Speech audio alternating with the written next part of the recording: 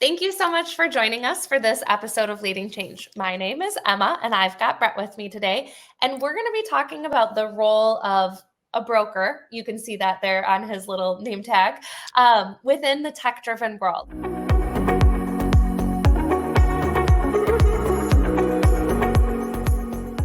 But before I get to all the questions that I've got for you, can you give everybody an introduction?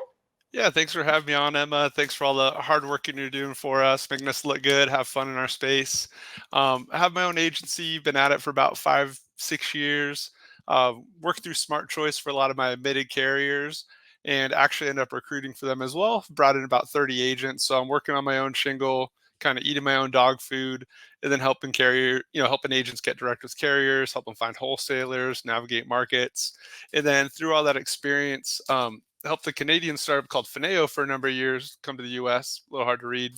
And then currently advising and helping Marble out in the trenches, figuring out sales, and then also working with One Fort to get agents their way, give them some feedback. So I always say a little bit of retail, a little bit of wholesale, and then advising, helping startups from that boots on the ground experience. It's been fun. Yeah. And my favorite part of talking to you every time is the kitten in the I was background. gonna say, I yeah. do I do love getting my glimpses. My cats are grown and not quite so cute anymore. But thank you for joining me, Brett. And I equally echo the sentiment of all the things that you're doing in this space as well to modernize and maybe make us like a little cooler as we go along the way.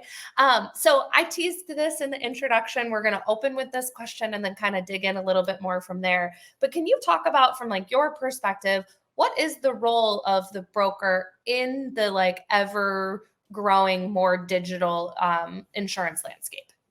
So you'll see some noise about it on our little kind of insular insurtech Twitter. There's a lot of carriers. There's a lot of markets. If you can find an agent you trust, you like to work with, they're going to be able to get out there. It's not necessarily a more is better.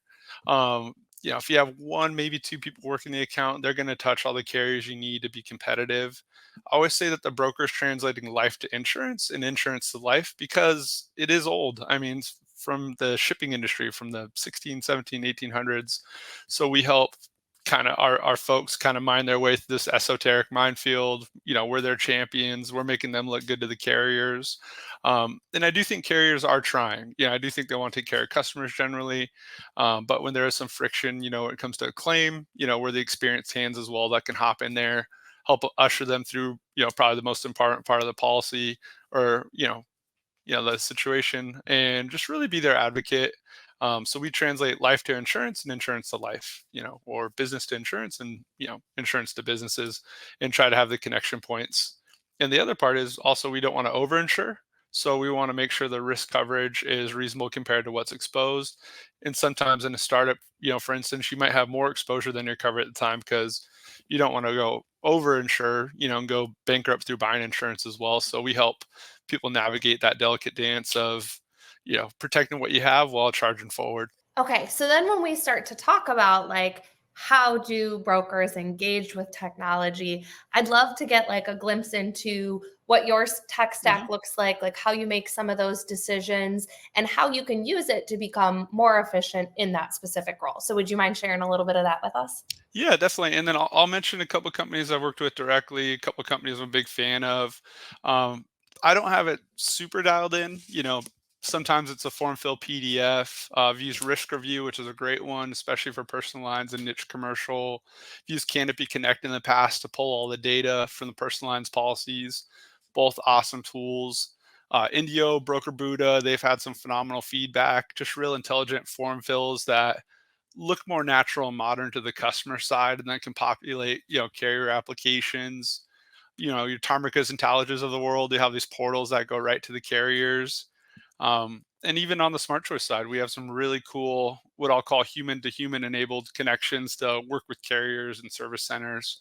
So I don't think you need like the most instant tech driven, you know, situation. If you're responding to emails fast, if you're close enough texting with clients, which you should probably do through a VoIP and a business line, I think all that's super helpful. The Indios of the world, people really like that from a client experience standpoint. But again, I don't think it's about newest, latest, and greatest. I think it's about care, intent, making sure the customers feel heard, risks are being met, everyone's being served in a timely fashion. You still want to go to a restaurant and have a nice server sometimes. It's not always going to be a McDonald's tablet order, and I think reading the situation, reading the size of the risk, is huge, and there will be times, when it's under 1200 for commercial, under 400 for personal lines, where that click through queue might make a ton of sense and it's both convenient for the agent, and underwriter. But there's others when, it's a huge venture that's been shot out of a bank and it's a fintech with it's doing something new that you're going to have to sit in there and do some consultative research and really help them mousetrap what makes sense for them, as opposed to, a bot for a window cleaner. So just got to take it case by case. I like that you just used the phrase mousetrap, what works for them. Yeah. Yeah. But so when we take a look at, you just listed a bunch of great tools and kind of the current landscape that we're at, but you also just listed a whole bunch of tools that people have to manage and upkeep and be aware of and think through. Mm-hmm. So if we gave you I don't even want to say a crystal ball, because I don't want to ask what you think is going to happen. I want to ask what your ideal would be. So if I gave you a marker and a whiteboard and I said, let me know what you would love to be on this whiteboard 5 years from now in your tech stack, what does that look like? No, that's a great question. And again, I can kind of attack it from a few angles. There are what I'll call two 10,000-pound gorillas in our space, and they have incredible distribution, incredibly deep pockets, and historically they've grabbed different tools and kind of put them, in their arsenal, but they've not necessarily developed or commingled great. So I think it'll be interesting to watch those kind of legacy groups, see how they can put the tools together for the benefit of the agents and the customers, and they might be able to. It'll be interesting. And then over the past 5-10 years, I think we've had a lot of point solutions. So this does this one thing really well, this does this one thing really well, and then we try to zap these things together, Zapier, and sometimes it works, sometimes it doesn't, sometimes it's clean, sometimes it's not. I am curious to see if the commingling of tools can get stronger, and or if there'll be systems that'll do a few things at once. Shout out Better Agency guys, worked really well with us at Fineo, CRM, AMS, some drip campaigns. So you're kind of taking what historically would have been like an agency Zoom and smashing it into an AMS. So I mean, that's kind of a glimpse at maybe a more whole system. Iris, again, friends of ours. It's really cool what they're up to. I haven't peeked over there in a little bit, but they're trying to do that same thing, try to get you out of a million tabs, spreadsheets, and tools and into something that can just help you run downhill fast. And I think as salespeople, it's got to be simple. We need a few quick points and then to dive deep on the work we're doing. Our system shouldn't be taking a lot of mental uplift to kind of move around and toggle, in my opinion. I think that last point that you hit on there is that it should be easy to use. We've hit the point now where technology makes things oftentimes more complex than they would be if we weren't using all of the tools and figuring out. I think that's whether it's in the broker agent space or insurance in general or across the board, we've now hit the point within transformations where it's time for us to look at how do we use these tools to simplify and get us to the human part of our jobs, as opposed to making ourselves technical experts that have to whiz around these different platforms.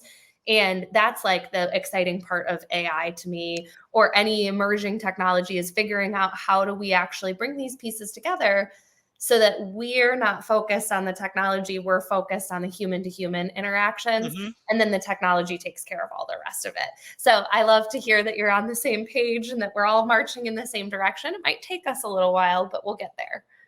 Yeah, I always go back to the same example. Palantir does a bunch of data work for the government, huge organizations, but they usually bring it back to a human. So they'll do all this work, and then it's somebody in a seat that's saying yes, no, heads or tails, because there is still, a sniff test that we can do for a while, mm-hmm. Seasoned underwriters, I'll put them up against an algorithm, all day long, for that final decision. But I think the algorithm can help you kind of clear the plate and make stuff a lot more actionable.